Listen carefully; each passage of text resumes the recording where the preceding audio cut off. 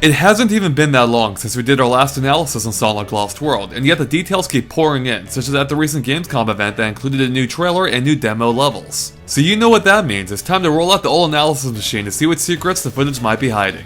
And to do so, we've again enlisted the help of our resident Sonic expert, Derek Bittner. But do make sure to check out our previous analysis videos if you haven't already, as we'll be covering only the new stuff here. You can find links to them in the description below. And with that, let's get going. So the Gamescom trailer opens up with a look at some familiar artwork of Lost Hex. But then the scene shifts to Sonic and Tails flying on the tornado toward the Windy Hill section of the Lost World. Okay, well, maybe not so much flying as actively crash landing, as one of the wings is clearly smoking, which probably isn't a good sign. So the question is, are Sonic and Tails just randomly having plane trouble after coming across Lost Hex? Or could it be that Eggman's defensive system shot them down while they're en route to foil Eggman's latest plan? Either way, it looks like the two of them didn't land on Lost Hex entirely by choice. But then, how did Knuckles and Amy fit into the plot since both of them have been confirmed to make appearances? Moving on, the trailer gave us a pretty lengthy look at the new multiplayer modes. First up is co-op, which works exactly as we predicted in our last analysis, allowing the second player to take control of all kinds of remote control vehicles, like the helicopter that we saw before, or some new ones too, such as a flying saucer, fighter jet, and hovercraft.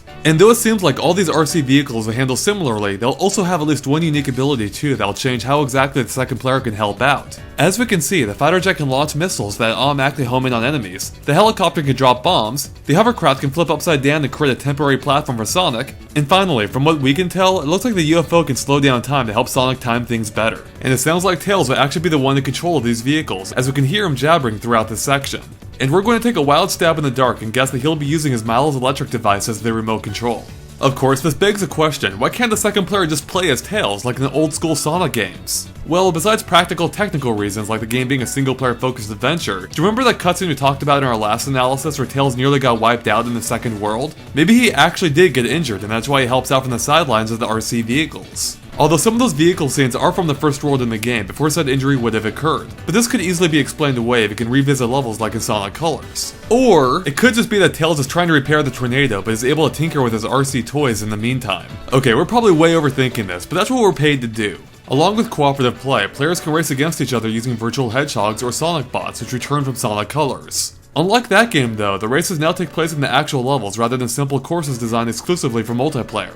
And there's no need for split screen this time as one player can use a gamepad while the other uses a Pro Controller on the TV. The trailer, along with the demo that premiered at Gamescom, also shows off several new levels. The first of which is in Frozen Factory and is similar to the one that the 3DS demo had at Sonic Boom, such as with the cogs that you can see all over the background. There's also a nice bit of detail here as we see Sonic switch to an ice skating stance once his feet hit the slippery ice. And thanks to GameSpot's showcase of the Gamescom demo, we have some really great footage of the two other Frozen Factory levels shown off so far. One is much more linear in nature and features Sonic trapped in a large snowball while trying to navigate thin paths. And in case you're wondering, this is all done with the analog stick rather than motion controls. It also features the return of the vent platforms from Oil Ocean Zone in Sonic 2. And we can see that there are also pool table elements to be found in this level, which tie in nicely with the casino theme of one of the other Frozen Factory levels.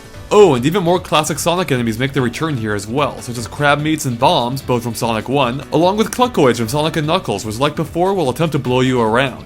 The other Frozen Factory level in the demo is actually the casino level that we've talked about before. Now there's really not that much new to talk about here, but we now have a clearer idea of how those collectible casino chips will work. In this case, you collect them just like rings, except they follow behind you. You can then deposit these chips at certain points throughout the level, and if you deposit enough, they'll take you to a special pinball table. Here, you'll have to earn a certain amount of points before you can leave, but it's unclear what exactly any of this does for you. The next demo level shows off Zone 4 of Windy Hill, and this one starts off as a 3D stage before switching to a side-scrolling one about halfway through. And since this level is indeed Zone 4, it confirms that each world will have more than the 2 or 3 levels of older Sonic games, and instead might be structured closer to Sonic Colors with 6 or more levels per world. This level also shows off the new asteroid power and reveals that it does more than just break apart enemies and the level itself, as there are hidden areas it can only access with this power. In the case of the demo, it led to a red ring, but there's something else to the asteroid ability, at least in 2D. You see, the amount of debris you have affects how high you can jump. If you don't have enough, then you can't reach the red ring here, as we saw in GameSpot's demo. The last demo level is actually from Selden Forest and involves rail grinding while dodging giant mechanical alligators. There's really not that much to comment on from what we've seen here, except that it houses another returning enemy, the Mad Moles from Sonic & Knuckles, as well as a new spider bot that must be kicked down before it can be homing attacked. The trailer also gives us a hint at what 2 of the boss fights against the Deadly Six will be like.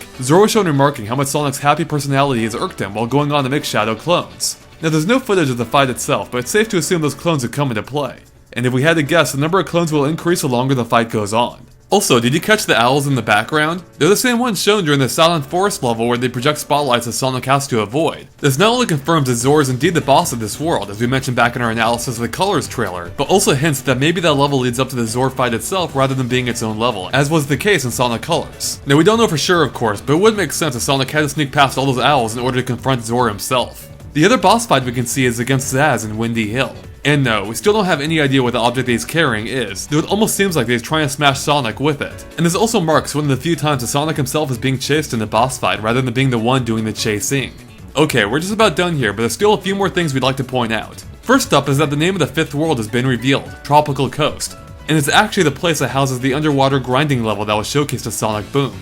The trailer also gave us a taste of what Miiverse integration will add to the game, as it appears you can share item boxes through the service, though it's unknown if you can only share it with friends or anybody. So far, we know that Invincibility, Speed Shoes, the Shield, Lightning Shield, and the brand new Black Wisp's Black Bomb ability can all be shared. And interestingly, the Black Bomb can only be obtained through Miiverse. This power allows Sonic to roll around, crushing enemies before exploding on top of them. Now at first we weren't sure what the stars shown underneath the items could mean. We thought that it perhaps noted how many you could use of each, but the star count remained the same. Instead, we think they might be a measurement showing how useful each one is. Now, a screenshot of the world map was also recently released, and it better shows off how Miiverse might work. It seems that players will be able to offer up items the same way that comments pop up during New Super Mario Bros. U.